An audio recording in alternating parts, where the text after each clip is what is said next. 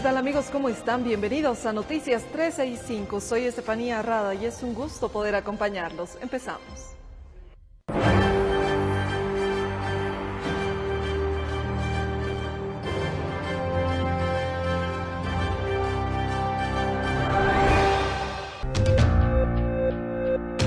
Somos Bolivia 365, un portal de noticias para dispositivos móviles.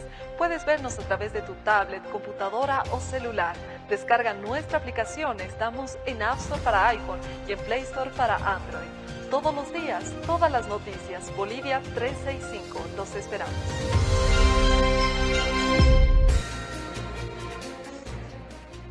Las Fuerzas Armadas están desconcertadas después de la aprehensión del general de Brigada Aérea. Esperan que los expertos de la Comisión Interamericana de Derechos Humanos realicen una investigación imparcial. El comandante en jefe de las Fuerzas Armadas, Jaime Alberto Zavala, dio a conocer su desconcierto por la aprehensión del general de Brigada Aérea Alfredo Cuellar, comandante de la guarnición militar de Cochabamba, en el marco de las investigaciones realizadas por los hechos sucedidos el 2019 en Sacaba. Lo sucedido el día de ayer para las Fuerzas Armadas fue desconcertante. Nosotros estamos cumpliendo órdenes de resguardar y proteger constantemente el bien común, que es de todos los bolivianos, enmarcado siempre en los principios de legalidad, necesidad y proporcionalidad. Zavala dijo que se encuentra confiado en que el Grupo Interdisciplinario de Expertos Independientes, GIEI Bolivia, de la Comisión Interamericana de Derechos Humanos, realizará una investigación imparcial. Las Fuerzas Armadas no actuamos en forma arbitraria, cumplimos acciones de mando dispuestas por el Capitán General de las Fuerzas Armadas. Estamos seguros que las acciones de los mandos militares se enmarcaron en las leyes, decretos supremos y reglamentos en actual vigencia. Ejecutaron operaciones de apoyo a las fuerzas policiales que fueron rebasadas, evitando así la confrontación y el derramamiento de sangre entre hermanos bolivianos con ideologías. Dentro del caso que se investiga por las muertes de 10 personas en Guayani, Sacaba, Cochabamba, el fiscal departamental Eduardo Terrazas Chacón dio a conocer que se amplió la investigación en contra de 2 exministros, el exministro de Defensa y Gobierno, 2 exjefes policiales y un jefe militar. Unas 5 declaraciones, pero eso no quiere decir que no existan otras personas que vayan a ser citadas como testigos o probables partícipes. A su vez, el comandante en jefe de las Fuerzas Armadas aclaró que los uniformados ejecutaron operaciones de apoyo a las fuerzas policiales que fueron rebasadas, evitando así la confrontación y el derramamiento de sangre entre hermanos bolivianos con ideologías diversas. Los delegados de la Comisión Interamericana de Derechos Humanos recaban información de manera amplia y horizontal, de acuerdo a las violaciones y vulneraciones a los derechos humanos desde el 1 de septiembre hasta diciembre del 2019. El Grupo Interdisciplinario de Expertos Independientes de la Comisión Interamericana de Derechos, que investiga los hechos violentos en varios puntos del país del 2019, asegura que tendrá audiencias privadas con las personas que lo soliciten. Programar otro día donde se va a hacer una audiencia personal con los expertos y solamente la persona, en este caso la familiar del fallecido, sea viuda o mamá, o en este caso directamente con el herido o la persona privada de libertad.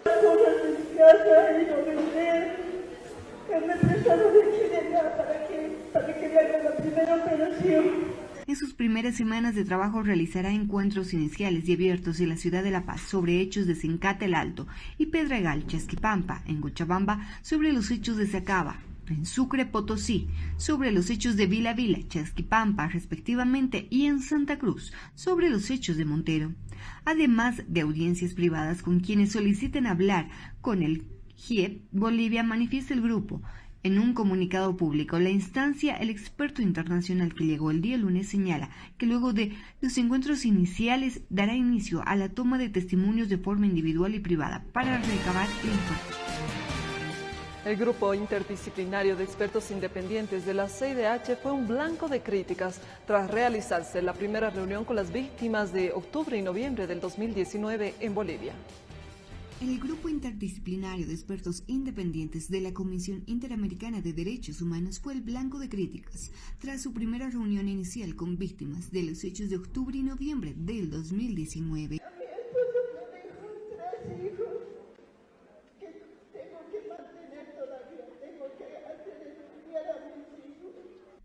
En dos de ellas, la periodista Casimira Lema y la estudiante Janet García fueron fustigadas por un grupo de personas que les lanzaron insultos, acusaciones y les pidieron hablar de frente a los expertos internacionales.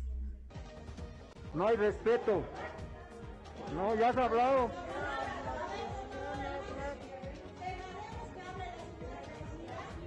Ya ha hablado. Cuando fue el turno de hablar de Lema, a quien le quemaron la casa la noche del domingo 10 de noviembre del 2019, la periodista dijo que ella no pertenece a ningún partido y que simplemente pide justicia porque toda su familia fue afectada por estos hechos violentos. Mentira, mentira, mentira, mentira, mentira, mentira, mentira, mentira. Ha sido parte del golpe. Golpista. En este caso, de la estudiante Janet García pasó algo similar cuando presentó una carta en la que contó que fue víctima de un ataque el 22 de noviembre del 2019. También fue víctima con gritos de basta silencio, según testimonios de los presentes. La expresidenta del Estado, Yanine Áñez, denunció a través de sus redes sociales que sufre de un acoso permanente por parte del movimiento al socialismo mediante la policía y sujetos no identificados. La expresidenta del Estado, Yanine Áñez, denunció mediante su cuenta en Twitter que sufre acoso permanente por parte del movimiento al socialismo a través de la policía y sujetos no identificados, afirmando lo siguiente en su cuenta: denuncio a la opinión pública y a la comunidad internacional que soy víctima de acoso permanente por parte del MAS a través de la policía y otros sujetos no identificados. Dije que me defenderé de toda acusación en mi contra. Cualquier atropello es responsabilidad de este gobierno, afirmó la exmandataria del Estado en su cuenta en Twitter. Recordemos que la anterior Asamblea Legislativa Plurinacional, controlada por el movimiento al socialismo, aprobó un informe que recomienda un juicio de responsabilidades contra el expresidente del Estado, Yanine Áñez, y sus ministros por el caso Sencate y Sacaba. La expresidente dijo con anterioridad que se quedará en el país para defenderse y pidió que las investigaciones se realicen con imparcialidad y bajo observación internacional. Pero no fue el único mensaje que emitió la mandataria del Estado en su cuenta de Twitter, sino también afirmó lo siguiente en otro tweet. Este video y otros más muestran a estas personas averiguando mi paradero, amedrentando a las personas que trabajan en el condominio en el que vivo. La Asamblea Legislativa de la anterior gestión aprobó normas, lo cual legitima el mandato de la expresidente Yanine Áñez y se descarta el supuesto golpe de Estado en Bolivia. En los últimos días, la expresidente del Estado afirmó que su gobierno fue legítimo, esto tras la acusación de un supuesto golpe de Estado que se habría realizado el 2019, acusaciones que se realizó por parte del movimiento al socialismo. Pero dos leyes clave y más de 50 acciones que realizó en un año la Asamblea Legislativa de la anterior gestión legitimaron el gobierno de Yanine Áñez y de esta manera dejan de lado la retórica del golpe de Estado. El movimiento al socialismo, con mayoría en la Asamblea Legislativa Plurinacional, aprobó la Ley 1266, que fue puesta en vigencia el 24 de noviembre del 2019, y la Ley 1270, puesta en vigencia el 20 de enero de esta gestión.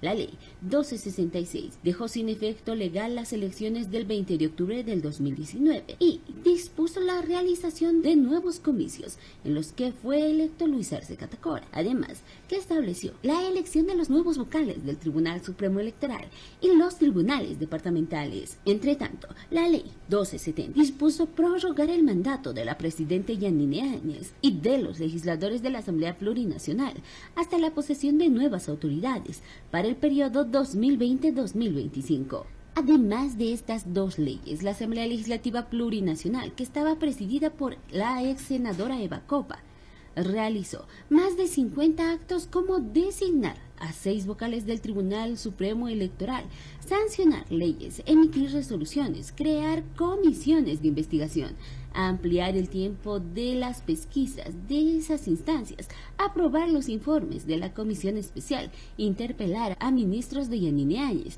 pedir informes escritos y orales y hasta promulgar leyes.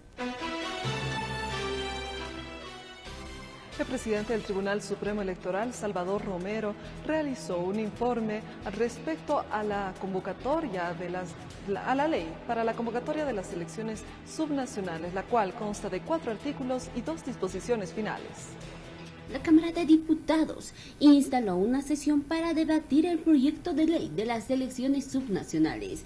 El presidente del Tribunal Supremo Electoral, Salvador Romero, explica en qué consiste la norma que aprobará la Asamblea Legislativa para la realización de estos comicios. Acá creemos, como cruceño y como diputado, es que tratemos de dar la mayor certidumbre posible, que tratemos de vender confianza, que tratemos de restituirle esa confianza que hemos perdido a través de nuestros actos, a través de nuestra falta de transparencia. El proyecto de ley consta de 4 artículos y 2 disposiciones finales, misma que serán analizados por las instancias pertinentes. Es decir, esta es una ley que tiene, en primer lugar, un carácter transitorio, en la medida que va definiendo las reglas de juego para este proceso electoral, pero sí más adelante se van aprobando más estatutos departamentales, las próximas elecciones. Recordemos que el Tribunal Supremo Electoral fijó la fecha para las elecciones subnacionales a realizarse el 7 de marzo, donde Bolivia acudirá nuevamente a las urnas para la elección de asambleístas departamentales, concejales municipales, alcaldes y gobernadores. El Movimiento al Socialismo proclamó a Mario Cronenberg como candidato a la gobernación de Santa Cruz y a Adriana Salvatierra como candidata a la alcaldía por este departamento. La noche de este miércoles proclamaron como precandidata a la alcaldía del municipio de Santa Cruz a Adriana Salvatierra y candidato a la gobernación del departamento de Santa Cruz a Mario Cronenberg, quienes irían por el Movimiento al Socialismo. El acto fue llevado a cabo en la Villa 1 de Mayo. Un aplauso para nuestro compañero, que llegue hasta el último rincón de Santa Cruz, que todos se enteren, que la oposición sepa, Mario Cronenberg, que va a ser nuestro gobernador, por fin se va a abrir la puerta de la gobernación al pueblo cruceño. Salvatierra no fue candidata a ningún cargo en las pasadas elecciones del 18 de octubre y a pesar de que su nombre fue uno de los que sonó para formar parte del gabinete de Luis Arce Catacora, tampoco es parte del órgano ejecutivo. Va a pasar con la alcaldía cruceña, con una joven que va a derrotar a la oposición, porque todos vamos a ayudarla, porque no van a ir solos, porque hombres, mujeres, estudiantes universitarios, más que toda la juventud, vamos a hacer campaña y nos vamos a romper el lomo, porque por una vez en la historia vamos a ganar como Movimiento al Socialismo en estas elecciones subnacionales. Por eso un fuerte aplauso. Recordemos que el Movimiento al Socialismo llevó a cabo un congreso donde oficializó que se realizarían distintos congresos departamentales para que de esta manera las bases del Movimiento al Socialismo puedan realizar la elección de sus candidatos rumbo a las elecciones subnacionales. La diputada Andrea Barrientos negó que Comunidad Ciudadana y Creemos hayan firmado una alianza. Sin embargo, aclaró que se realizó una firma de acuerdo con el fin de trabajar juntos como una bancada departamental. En los días anteriores le dimos a conocer de la alianza que se formó en el departamento de Beni entre Comunidad Ciudadana y Creemos. Al respecto, Comunidad Ciudadana negó tener una alianza con Creemos, afirmando que se busca dividir a la oposición en miras a las elecciones subnacionales. Comunidad Ciudadana y Creemos no han firmado una alianza en el Beni. Lo que ha pasado es que hemos realizado un acuerdo para conformar la brigada departamental en el departamento del Beni. Por supuesto, cada departamento, cada municipio tiene la autonomía. Desde la Dirección Nacional se determinó que cada quien tenga la autonomía para ir analizando las alianzas que convengan de acuerdo a la realidad de los municipios, por supuesto. Mostró su preocupación porque, según su criterio, se estaría dividiendo a la oposición con miras a las elecciones subnacionales. De este tipo estamos avanzando. Saúl, en su condición de coordinador departamental, ha estado haciendo todas las aproximaciones con el equipo del comité ejecutivo. Hemos hecho las aproximaciones con los posibles candidatos y va a ser Saúl Lara, en su condición de coordinador departamental, quien haga conocer a nuestros candidatos una vez que ya se fije quiénes van a ser, tanto para consejerías como para la asamblea, gobernador y alcaldías. Los parlamentarios de Comunidad Ciudadana dejaron claro que debe de haber unidad, pero para esto debe de haber honestidad y no hacer las cosas sin ocultar o a espaldas de los demás. Sudamérica sufre la segunda sequía más fuerte en 18 años, incluso se extiende hasta Bolivia. Esta es la segunda sequía más intensa en América del Sur desde 2002. El cálculo se basa en la extensión, la duración y el volumen de agua perdida durante la sequía, según lo medido por los satélites GRACE y GRACE-FO, dijo Matthew Rodell, hidrólogo del Centro de Vuelo Espacial Goddard de la NASA. Según el portal Meteorite, según las evaluaciones, las señales de sequía empezaron a registrarse desde 2018 en el sudeste de Brasil y en 2020 se extendieron a regiones de Bolivia, Paraguay y el norte de Argentina.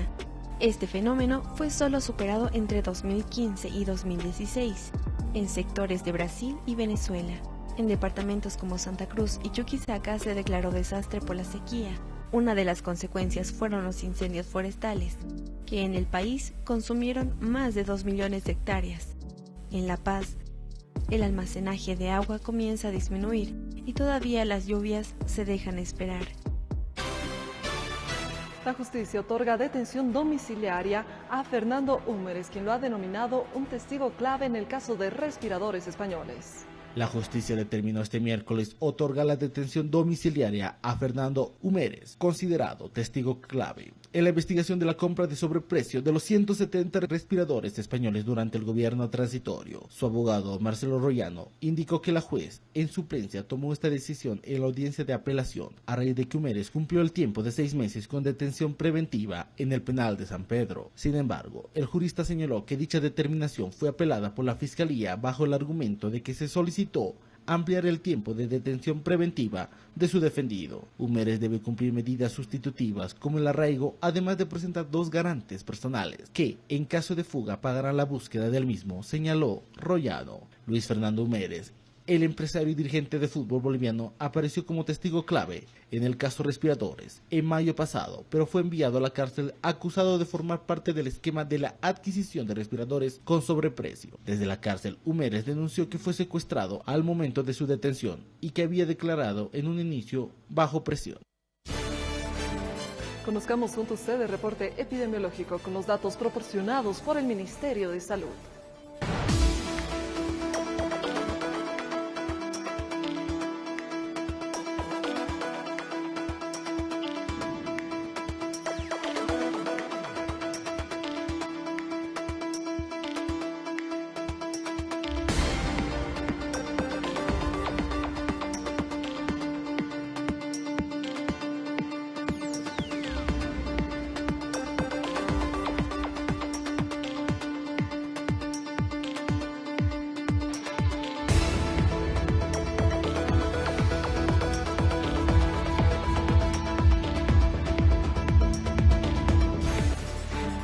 La segunda ola de casos de rebrote de COVID-19 es latente en Bolivia, por lo cual los directores de los sedes piden más recursos humanos, equipamiento y también insumos de bioseguridad, por lo cual 3 departamentos ya se van alistando para el posible rebrote.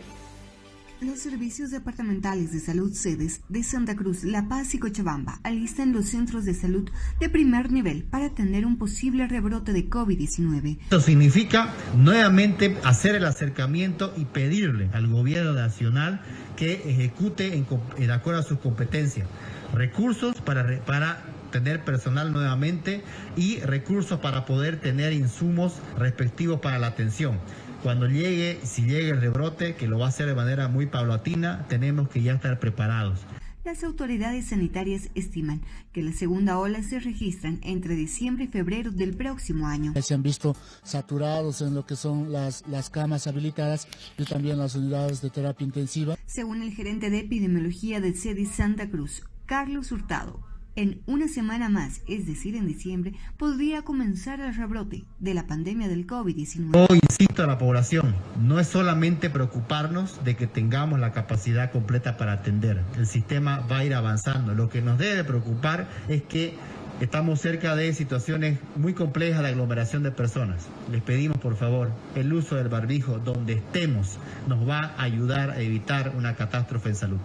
Hurtado explicó que en la actualidad el CEDIS trabaja en un plan para combatir la pandemia. Primero estamos reforzando los centros de salud de primer nivel, dijo el especialista. Indicó que esos establecimientos deben recibir mayor personal, más equipamiento e insumos de bioseguridad. Los sedes de Santa Cruz, Cochabamba y La Paz asumen otras medidas para luchar contra la segunda ola de COVID-19.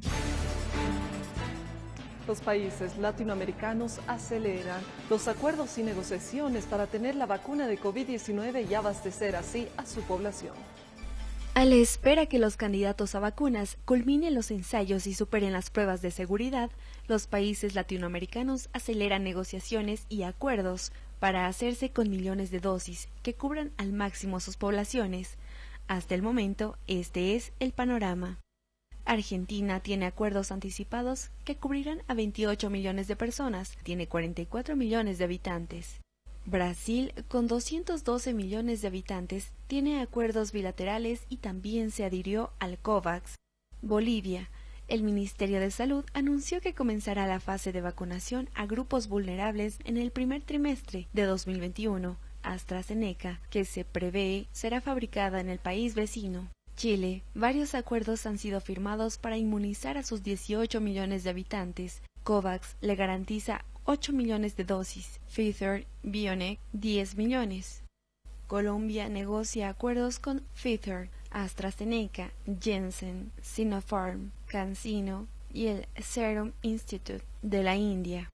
Costa Rica, el gobierno tiene 3 acuerdos que prevén la entrega en el primer trimestre de 2021 a 6 millones de dosis para 3 millones de personas de una población de 5.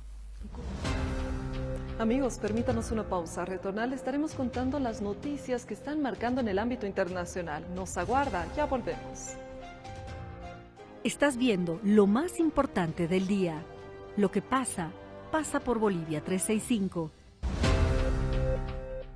En Bolivia 365 apostamos por un periodismo objetivo. Somos una plataforma de streaming cuyo fin es mantenerlo informado las 24 horas del día, los 365 días del año. Puede vernos descargando nuestra aplicación. Estamos en Play Store para Android y en App Store para iOS. Todos los días, todas las noticias solo por Bolivia 365. Los esperamos. Cada uno de los bolivianos y bolivianas merecen el derecho a la vida y merecen el derecho a la libertad. La aclaración final, la explicación necesaria, 30 minutos que los dedicamos a la postdata, lo que hay después de los datos.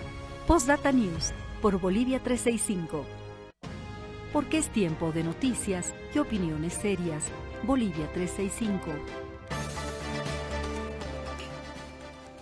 Gracias amigos por continuar con nosotros. Es momento de entrar al panorama internacional contándoles las noticias que están haciendo en el mundo. A continuación, nuestro compacto internacional.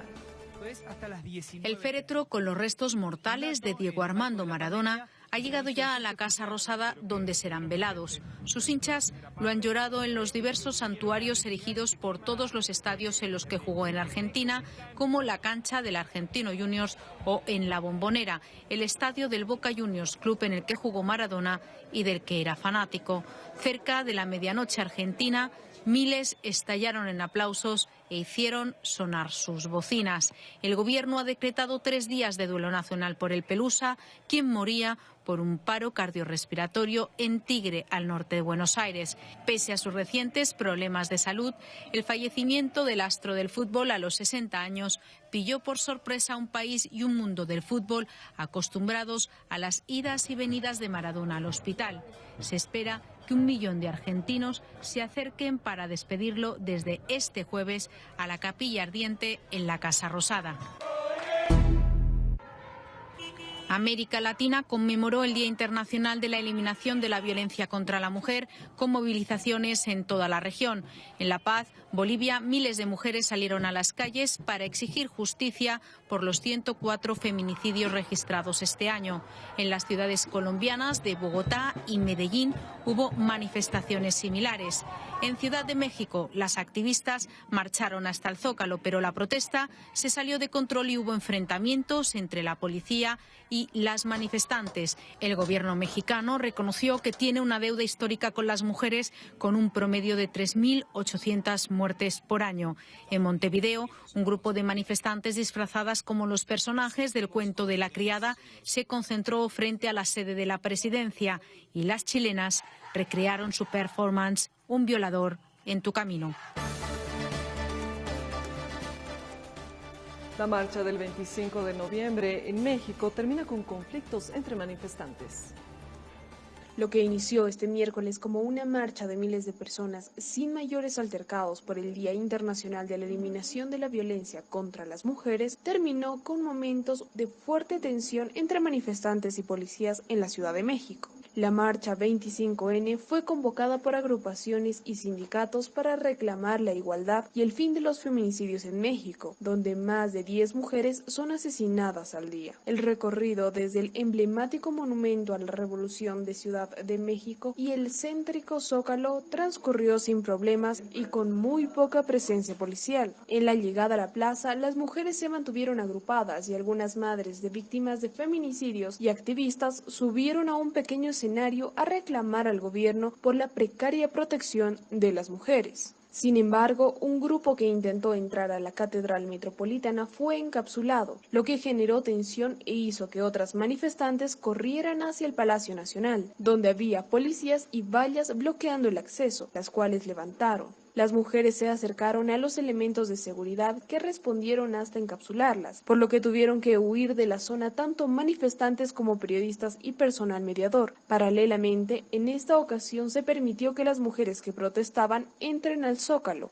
donde se encuentra actualmente un platón del grupo ultraconservador que se opone al presidente Andrés Manuel López Obrador. Aunque por el momento se calmó el ambiente, pronto se reavivó la tensión. Se intensificó. El mundo llora la muerte de Diego Armando Maradona. En Argentina han declarado 3 días de duelo y los argentinos pueden ir a despedirse de su ídolo en la Casa Rosada. El féretro, trasladado en una ambulancia, estuvo rodeado de un fuerte dispositivo de seguridad. El velatorio para el público en general se extenderá desde las 6 horas hasta las 4 de la tarde, informó un comunicado de la presidencia argentina. Centenares de personas ya comenzaron a hacer fila en la Plaza de Mayo, frente a la Casa Rosada, para poder ingresar a despedir al campeón mundial de México 1986, según imágenes de los canales deportivos Teis Sport y ESPN. Desde abajo él logró un montón de cosas y al pueblo argentino lo unió en todo sentido. Acá no importa la camiseta, no importa nada, solo importa estar cerca de él en este momento. Y que Dios lo tenga en la gloria, que nosotros lo vamos a recordar siempre. Yafañé, ex esposa de Maradona, y sus 2 hijas Dalma y Yanina llegaron antes de la medianoche a la Casa Rosada. Maradona tuvo además otros 3 hijos de distintas madres, Hanna, Diego Junior y Diego Fernando. Se vio ingresar también al presidente de la Asociación del Fútbol Argentino, Claudio Tapia, a jugadores en actividad y retirados, así como compañeros de Maradona en la selección de 1986 para una despedida privada. Antes de la apertura al público, informó TIC. A todo esto, el presidente de Argentina, Alberto Fernández, declaró 3 días de duelo por la muerte del ídolo. Diego era Argentina en el mundo, nos llenó de alegría y nunca le vamos a poder pagar tanta alegría, afirmó Fernández tras la muerte de Maradona. Por otro lado, el fiscal John Boyard precisó que la muerte del astro de fútbol se produjo a las 12 horas del mediodía. Los resultados preliminares de la necropsia indicaron que murió de un edema agudo de pulmón secundario e insuficiencia cardíaca crónica. Maradona pasó varias veces por los quirófanos, incluso en situaciones dramáticas en el 2000 y 2004, emergencias originadas en sus adicciones y excesos. Caminaba con dificultad por una operación de rodilla, parecía mayor de sus 60 años. Maradona fue adicto a diversas drogas fuertes y seguía consumiendo alcohol. Y entramos a hablar ahora de los equipos nacionales de fútbol, porque Wilstermann aún sueña con pasar a cuartos de final pese a la derrota de anoche, y Bolívar gana en un tanto de 2-1 en La Paz. Wilstermann anoche dejó escapar un resultado 2-1 que lo deja con mejor perspectiva para sellar la clasificación a la siguiente fase en Cochabamba, pero el gol de Adrián Martínez en el minuto 51 del segundo tiempo obliga al plantel aviador a ganar en Cochabamba por un mínimo de 2-0 para avanzar a cuartos de final. Libertad salió al campo de juego con la intención de quedarse con los 3 puntos, pero la posesión del balón y la presión que generó no tuvo la recompensa que buscaba, y el primer tiempo se fue al descanso con el marcador en blanco. Libertad arremetió contra el arco protegido por Arnaldo Jiménez desde el inicio, pero el golero paraguayo siempre estuvo atento, como cuando evitó la caída de su pórtico ante el potente remate desde la media luna de Carlos Ferreira a los 4 minutos del primer tiempo. La única oportunidad que tuvo Wilstermann es en la primera fracción, que llegó un centro pasado de Juan Pablo Aporte para Gilbert Álvarez, que no pudo finalizar la jugada cuando estuvo solo frente al golero Matías Silva. El gol fue duro para Wilstermann, que pretendía dejar el arco en 0 en Paraguay, pero pese a los baldes de agua fría no se dejaron caer y buscaron el gol de visitante que los mantenga aún con la ilusión de avanzar a cuartos de final. Por otro lado, el Club Bolívar ganó el partido contra Lanús por 2-1 con un gol que llegó a la recta final del compromiso de ida de los octavos de final de la Copa Sudamericana en el estadio Hernando Siles de La Paz. Con este resultado, los celestes se asoman a la próxima etapa. El partido de revancha se disputará el miércoles 2 de diciembre en la ciudad de Lanús, donde los celestes necesitan un empate para pasar a la siguiente instancia. El ganador de esta llave enfrentará en la ronda de cuartos a Independiente de Argentina o Fénix de Uruguay. Amigos, hemos llegado al final de esta edición de noticias. Que tengan un buen resto de jornada. Soy Estefanía Arrada. Que Dios los bendiga. Permiso.